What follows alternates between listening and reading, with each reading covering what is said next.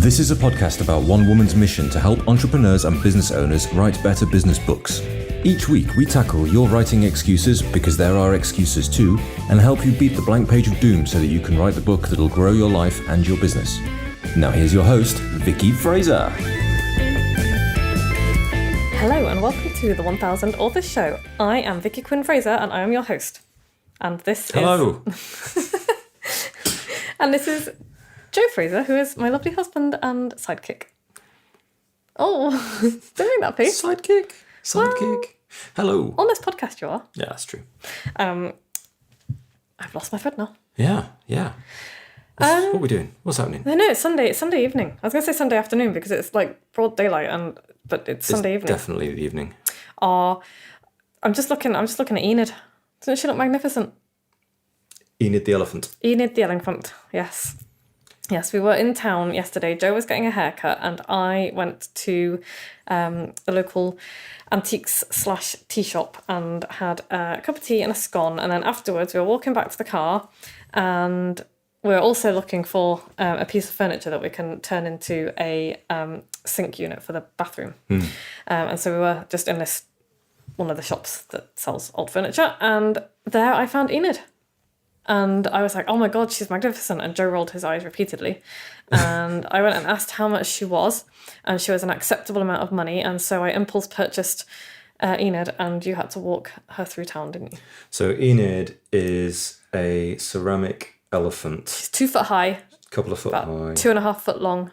Fairly sizable object, really. Yeah. And I was a bit worried because she's absolutely gorgeous. But she's wearing like robes and a hat, and she's got like a big square plinth on her back. And I was like, is she just going to upset me because she's a beast of burden? And she's a plant stand, by the way, folks. She's a plant stand. Not an actual. I don't know if people thought. Actual 2 foot elephant. God, wouldn't it be awesome if you could get miniature elephants? That would be amazing. So for anyone who is listening who doesn't know, elephants are basically my favourite animals, and even just thinking about them makes me cry a little bit because they're just amazing. But yeah, I was worried because I was like, well, she's a beast of burden, and is that going to upset me? And I voiced this concern to the guy in the shop, and he said, well, she's dressed in all her finery, and actually that probably means she was a representation of a temple elephant. And you know, they were revered and treated beautifully, and they could play musical instruments. And I was like, what? So I need to go down a rabbit hole and find out about this. But so that made me feel better. So I was like, okay, so maybe she's like a celestial elephant then. And he said, yes, I think she could be. You can have a discount of £5 for your celestial elephant. And so that was amazing. Cool. So my celestial elephant is holding my moon plant. Very nice. Nice theme. Well done. I know, right? And if you check out my Instagram, actually the story's gone now, but I'll post another picture of her soon because she's great. Anyway, right. So, what are you reading at the moment, Joe? I'm reading The Paper Menagerie by Ken Liu. Are you enjoying it? I am enjoying it. I'm slowly coming to the conclusion, though, that short stories are not my thing, I think. I prefer something I can kind of get my teeth into. The short stories he's written are very good, but the bigger they are, the more I enjoy them. Well, that's okay. So I think I might check him out and see if he's written any like books, full novels, and read one of them.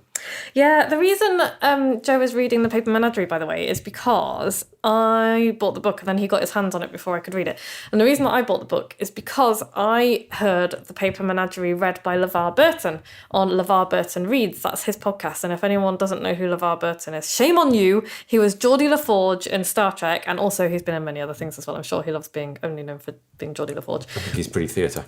He's very theatre, but he's also a massive champion of reading and storytelling, and especially for children, but like for everybody. And so his podcast is basically, he picks a short story, a short piece of fiction, and reads it. And it's beautifully produced as well. So there's like music and sound effects and stuff like that. And his is one of my favourite podcasts. And I heard him read The Paper Menagerie and it absolutely destroyed me. I was sobbing by the end of it. It's a very sad story, isn't it? But it's also a brilliant story. And so I was like, right, I must buy this book as a book because Joe must read it, and So anyway, I bought it, and it's full of his short stories. So what worries me is that the paper menagerie is by no means the saddest story in this book. Oh God. Not even close. Okay. I really like short stories. I love them because quite often they are a complete tale, and you have to do the writer has to do an incredible job of scene building and character building in a very short space. I can totally appreciate like the efficiency and the skill and the art in it. Absolutely. But I'm more of a kind of 15 book series kind of guy than a 4-page guy. You know what? Screw the Wheel of Time. But yes, I really... And one of the other things I like about it, I think the thing that frustrates you a little bit is that quite often a short story is left not unfinished, but more open than a novel, and there's more of an interpretation for the reader to have, and I get how that could be frustrating, but I really like that. Yeah, I mean, I don't dislike that. I guess when you read a book of them, maybe that's not really the way it's supposed to be done. Oh, maybe not for you. So, I feel like it's like an album.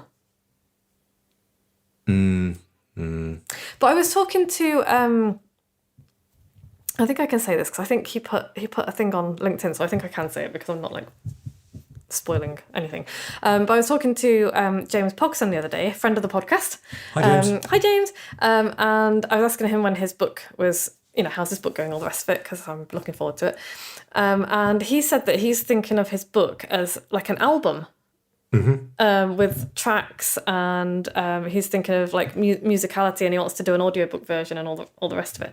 And I just thought that's such a great way to think of a book of essays or a book of short stories even is as a musical album. And I hadn't really thought about it like that before, and I just thought, well, that's fantastic, because that would help people to theme stuff and put things together in a theme. So I just love that.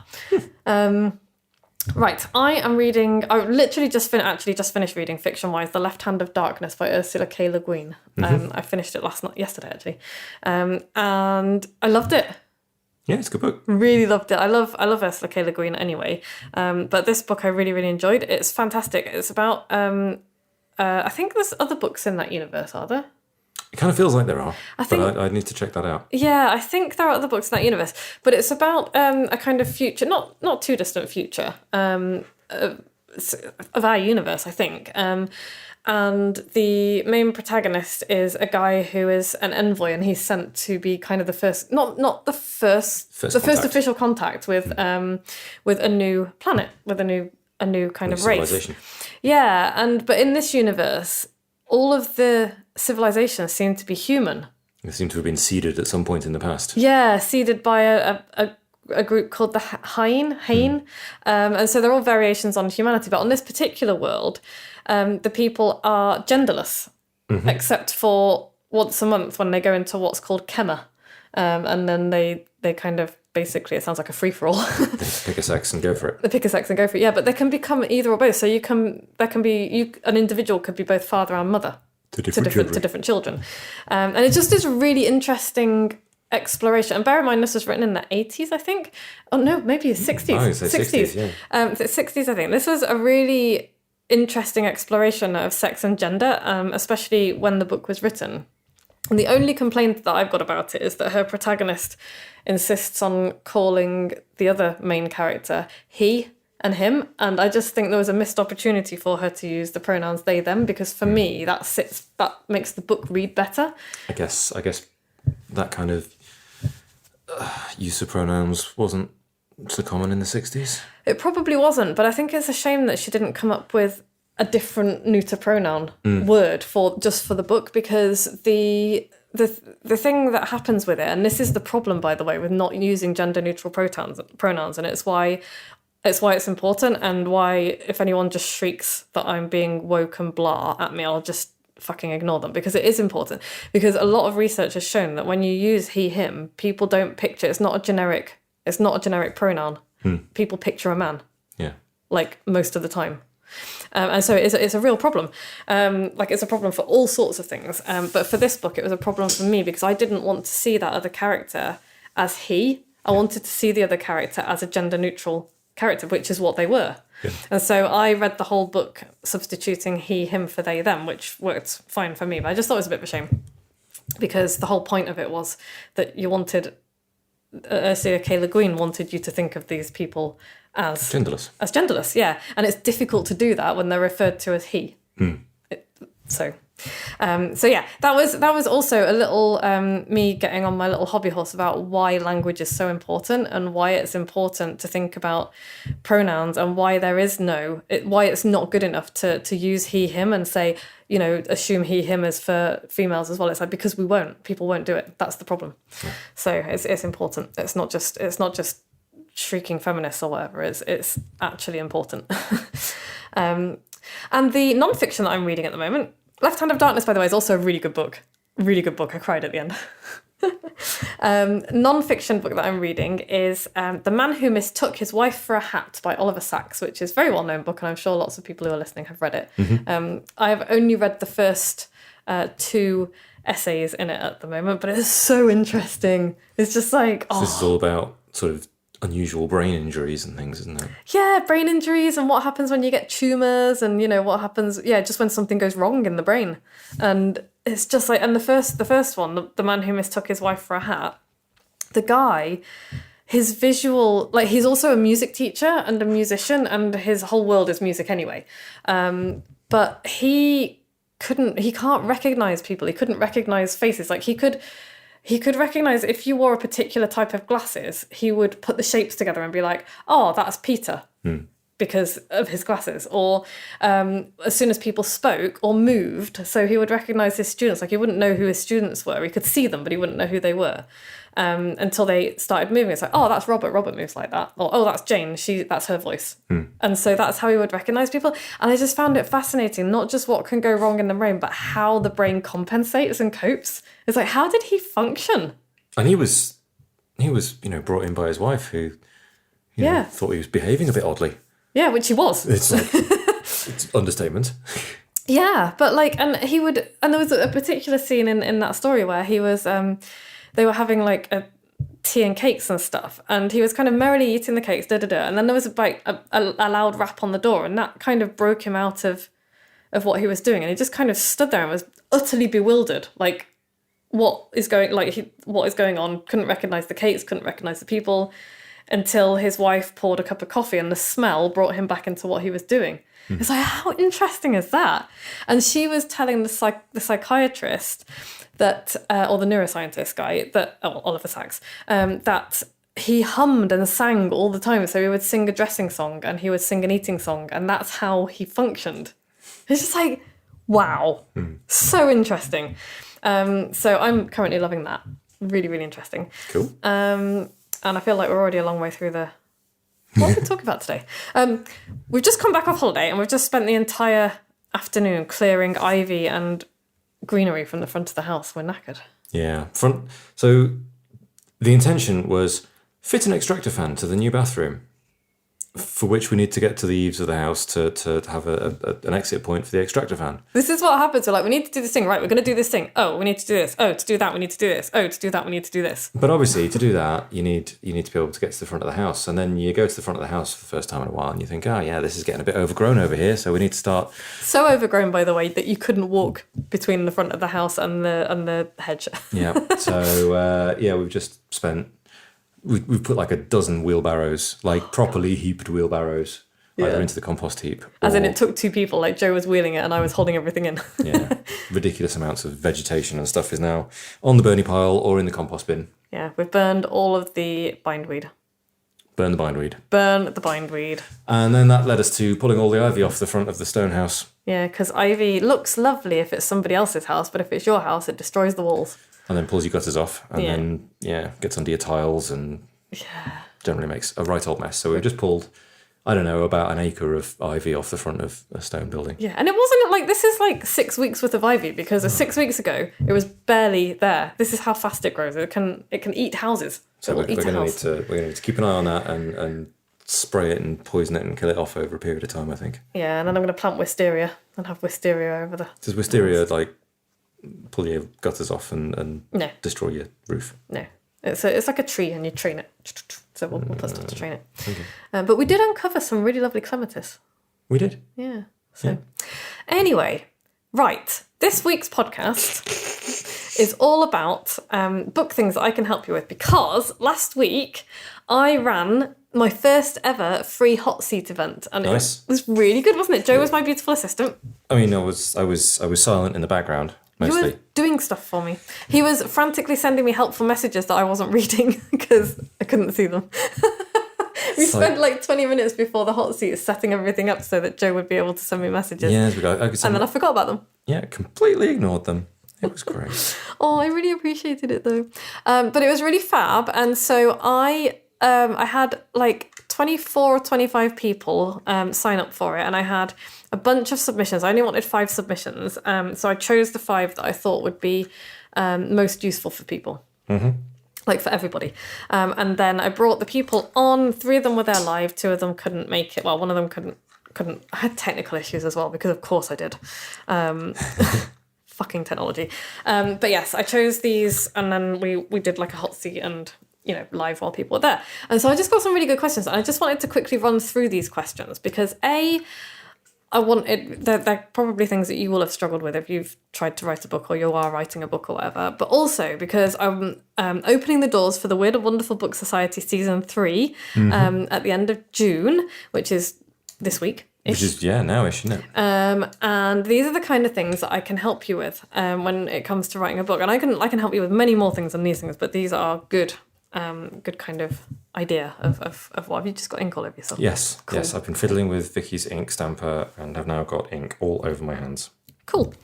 So the first question that I tackled was a really good one. If you are a person like me and like the person whose question I answered, and you always have 1,000 different ideas, and you're like, I want to write all of the books at once because I've got all these ideas, is how do I know which non-fiction book to write?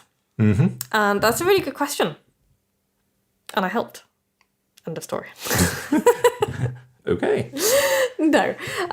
So, I mean, I've got these hot seats, and actually, if you would like the recording, I'm not making it available to the general public, but if you email me, vicky@moxiebooks.co.uk, I will send you a link to the recording, especially if you're thinking, I might want to get Vicky's help in writing my own book at some point. Maybe I want to join Weird and Wonderful, maybe I want to do her private coaching, Mm-hmm. Absolutely, you can give me a shout and I will send you the link, because it's a good idea of how I work and what we might do. But yeah, I just gave my hot seat person a bunch of ideas and then a couple of next steps to take. And one of the things that I suggested was that you don't need to. Not everything you write for your book needs to become your book. And one of the things that I suggested was to just write a couple of essays on each of these ideas. Yeah. So this person was worrying about, should I write this book or should I write that book or should I write some other book? And I don't want to put like my heart and soul and all my time into this thing if it's not the right book and people don't want it, which is reasonable. And so yeah, it's like, well, don't start writing it just yet then. Have a bit of a think about it. You know, all of the stuff that you write for any of these ideas, you can use for blog posts, you can use for articles, you can use for other books. Maybe you don't just get one shot at writing a book, you can write many books. So that was one of the things that I said was just, write an essay, write a synopsis, write a reader journey perhaps for each of these ideas and see which one strikes you most, see which one really pulls you most, because it has to be something that you want to do as well as something that other people are going to want. And all of her ideas, by the way, were really good. They all would have made really good books. So that was my kind of next step for her, was write an essay on each of these ideas. A detailed essay. Write the, why are you fired up by this? What makes you mad about it? What makes you excited about it? That's a really good way of seeing, is this the one that I want to write? You can also get somebody else, it works better if somebody else does it, to say, you have to write this one. Yeah. Because your initial reaction to that is like, yes, I am going to write that one. Or, oh, no, I don't want to. That's not what you want to write. Yeah, and that can be a really helpful exercise to go through as well. So if you're not sure what idea to run with, there's a couple of ideas for you there. Yeah. There was other stuff as well, but that's all you're getting on the podcast. So, the second one that I did was, how do I strike the right tone for my readers? I'm worried about sounding patronising. Okay. And this was really interesting because this is something that people worry about quite a lot. They don't always worry about sounding patronising. Some people worry about sounding boring. Some people worry about sounding inauthentic. There's a bunch of worries that people are worried how they're going to sound. And one of the things that I had noticed with this particular person, I didn't know them that well, but I have had several conversations with them.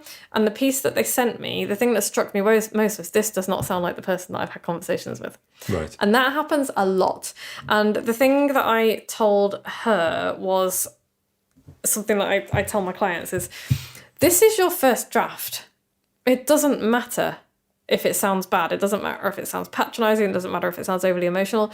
And I find one of two things tends to happen when people write a first draft. Either it's incredibly dry and factual, and it's like, I'm just getting the facts out, I'm just, these are the ideas that I want to get out there, and that's cool. Or people go too far the other way, and it's like all of the emotion onto the page, and it's like, super casual, massively oversharing, and and all of the stuff that you wouldn't want to publish in a book in that fashion, because it's kind of the initial kind of blurt, and there's you can fall in the middle as well, but that's what people tend to do, one of those two extremes. And that's fine, because it's a first draft and nobody needs to see it except you. And so what I said to her is what I'm saying to you now is, that's fine. You can write your first draft like that, because when you edit, that's when your confidence starts to come, and you're like, right, I've got the message now. This is what I want to say. Now I can work on how I want to say it and make sure that it's how I would say it and all the rest of it. And another top tip is read it out loud, because if it doesn't sound like something that you would say to somebody in real life, you probably haven't got the right tone yet. So there's a bunch of stuff that you can do with that. And yes, I'm aware that, if you're talking to like teachers or lawyers or something, then you're going to want to use language that they resonate with. But that doesn't mean that you can't use your voice and put your personality into it. And in fact, you should put your personality into it, because otherwise it will just be another piece of writing that could have been written by an AI. And nobody, it's AI is going to be useful for all sorts of things, but for creative writing and books, it's just not. I just don't believe it will be. So that was the second one. The third one was, this is a really good question, from one of my clients who I've worked with, helped him to get his outline together, and then I helped him to, I did a structural edit for him and showed him how to start editing. This is a really good question. How do I know when I've finished? Because he, what did he say? He said, he's like a never-ending editor, wasn't he? He just wanted to fuss with it forever. Yes, rewriting. Yeah, he found himself not so much editing as rewriting, like fully rewriting. And like I said to him, that's not necessarily a bad thing. Sometimes you do need to rewrite the whole thing, but you can't do it until like the heat death of the universe. You have to stop at some point. At some point you've got to send the thing out. And he was aware of that, which is why I was like, well, how do I know when that point is? And it's a really good question, because like the short answer is you don't really know. You never know. You can keep tweaking and improving and blah, blah, blah, and ad infinitum and forever. Changing your mind on things and learning more about something and keep going. And you probably, but there comes a point, there's a law of diminishing returns, isn't it? There comes a point where it's just not worth doing it anymore. And so one of the things that he'd already done actually is send his book to beta readers, and I'd got really good feedback. And he's kind of implementing some of it, ignoring some of it, which is how beta feedback works. And so, one of my questions was to him, well, once you've got that feedback and you've implemented this stuff that people have given you that you think is relevant, what would make you want to edit it more? What would make you think that it needs further editing? And one of his worries was, well, I'm like not a writer, I'm doing air quotes, like not a writer. And it's like, well, you've written a book, so you are a writer. But I also get what he means. Like he was told that he wasn't very good at English at school, and like a lot of people are. And it's like, that doesn't matter. Like, it genuinely doesn't matter, because there are professionals out there who will edit your book for you and proofread it for you. So if one of the things holding you back from writing a book is, I'm dyslexic, or I don't know the rules of grammar, or it honestly does not matter, because the message and the story that you write, that you tell, that's the important thing, and that's something that a professional is not going to be able to do for you. They will polish it for you. They will take out the typos. They will make sure that there aren't any, wrong words or things that don't make sense. That's their job. Your job is to get your story in the way that only you can tell it onto paper. And my client has done a wonderful job of that. It's a really good book. And like he was like, oh, the thing that I sent you when you did the structural edit was terrible. And I was like, it really wasn't. Like, it needed a lot of work, but that's not the same thing as being terrible. Like, the two things are different. So yeah, that was what I was talking about with him. And I also gave him a top tip and said, when you finish the next edit, put it away for a couple of weeks and then come back and read it, maybe out loud. That's a helpful thing to do. But read it with a highlighter and then you're not allowed to edit, but every time you come across something you really hate or that is wrong, highlight it. But keep reading. And then when you come back to do the next edit, the only things you're allowed to change are the things that you've highlighted because they're either wrong or you hate them. And that's important enough for you to change. Everything else, no. Leave it alone. So that's my top tip for that. That's cool. Yeah, I think so.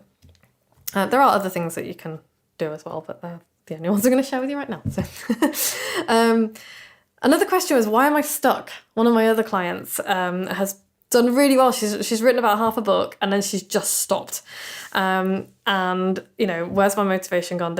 We've talked about motivation a lot. I can't motivate you. You don't get motivated, then you do stuff, and then you get motivated. That is how it works. So that's the first thing to think about. But the other thing to think about for this particular person is she's got a lot on this year. A lot. She has a lot on. We've all got a lot on. She has even more. And so that is part of the reason. She's just tired. But what I did suggest to her was just write a little rant about, because her topic as well is just great, and it's something that she's incredibly passionate about. I was like, write a rant. Remember, take yourself back to when you decided to write this book and how cross you were and what kind of, what makes you feel so fired up about it, and just write that down, because when you recapture that initial feeling, that can be enough to get you started again. Mm-hmm. So that was my tip for her. And if you are feeling stuck, I suggest you do the same thing. Or talk it to somebody. Like if somebody says, are you writing a book? You're like, oh, it's not going very well. And it's like, get that person to say, tell me why you started. Remember why you started. And the final question I took was somebody who is writing what sounds like it's going to be a brilliant memoir. She's writing it with another person, and she was worried about how to bring two voices together. And I had a couple of suggestions for that. But her main worry was that she didn't want it, even though books of essays are great and fantastic, she didn't want it just to be a book of disconnected essays. Sure. She wanted it to have a theme running through it. And so my suggestion for her, among other things, was think about, have a look at other memoirs in your kind of genre, and think about what you want the wider theme to be. Because it's not enough, because memoir is not autobiography. It's not just an A to Z of your life from start to finish. Jeff Goldblum can do that. You can't. You're not famous enough. People don't care. But a memoir has a different purpose. A memoir is telling a wider truth using episodes of your life. So, for example, I'm just trying to think of something now. Well, okay, so there's a book called Educated by Tara West. Okay. And she was brought up in a really weird, home-educated, uber-religious community. And her book was about education. It's like how she got an actual education, because she did not get an education. Like her parents were kind of reclusive, anti-science, homeopathy nonsense. And they never got any proper medicine or anything, or any proper education of, like, they did not know about the world. And so her memoir is about her years growing up, but the theme is education. It's not just, this is my life from age 0 to 18. Mm-hmm. It was like, there's plenty of stuff that she left out. It was like, this was the theme. And so we were talking a little bit about how do you decide on what the theme is. It's like, well, what's important to you? What aspects of the stories that you want to tell? Is there a thread that keeps coming out? Is there a wider truth that you want to tie all of this together with? And that's when you can start to weave a narrative. So if you're writing a book of essays, that can be a useful thing for you to do as well. Are you going to write a book of essays, Joe? No. Yeah. No, I am not. Oh, it's a shame.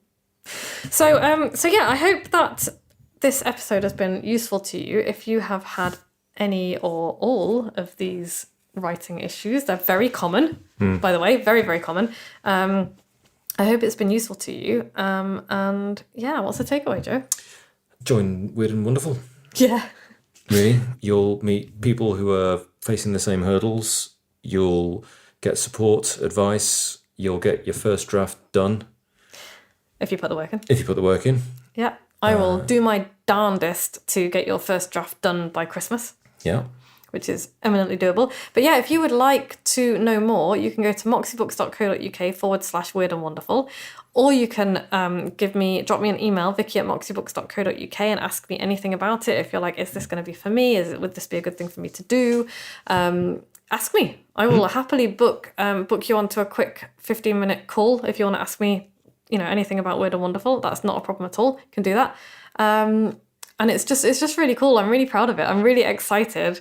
The hot suits were awesome, and Weird and Wonderful is also awesome. I'm just really excited about it because I've had some fantastic people in. There's only 10 spots available. 2 have already gone. Mm-hmm. Haven't even opened the doors officially yet. That happens, well, by the time you listen to this, actually it will be. When the podcast goes out, the doors are open. There might not be any spaces left by the time you hear this. But yeah, I'm really excited about it. And if you're thinking, oh, it's not a very good time, maybe it's not, but also there is never going to be a good time. Like, if this is something that you want to do, don't wait. You get to your... Yeah, my friend Jocelyn, and also a Weird and Wonderful alumni. Hi, Jocelyn. Hi, Jocelyn. Talks about Deathbed You. It's like, what would Deathbed You regret? You're not going to regret writing a book, but you might regret not. Life is fleeting. If this is something that you really want to do, make it happen. Make it happen. And if you would like me to help you, I would be honoured and privileged to do so. You can come and join Weird and Wonderful Book Society. I would love to have you there. Cool. Yeah. Next week, we're going to be talking about getting to the core of why, I think, or possibly doing something else, I don't know. And yeah, if you've listened to every episode, email me with your postal address and I will send you a special gift. If you like this podcast, rate it 5 stars. Yeah, on iTunes or wherever else you get your podcast from. Subscribe. Tell your friends. Tell your friends. If you know somebody else who is writing a book, send them to moxiebooks.co.uk/podcast. Nice. Thanks very much, Joe. No worries. Thank you, Podfly. Thank you to all of the people who submitted questions to my hot seats. Thank you to all of my clients. Thank you to Harriet. And thank you to you, dear listener, for listening to this podcast. Bye. Bye. Thanks for listening. You can find links and show notes on the website at moxiebooks.co.uk/podcast, where you can also sign up for the best daily emails in the multiverse and find loads of free resources to help you write your book. We'll be back the same time next week with more tales from the book writing trenches and the latest on what the tiny sheeps have been up to.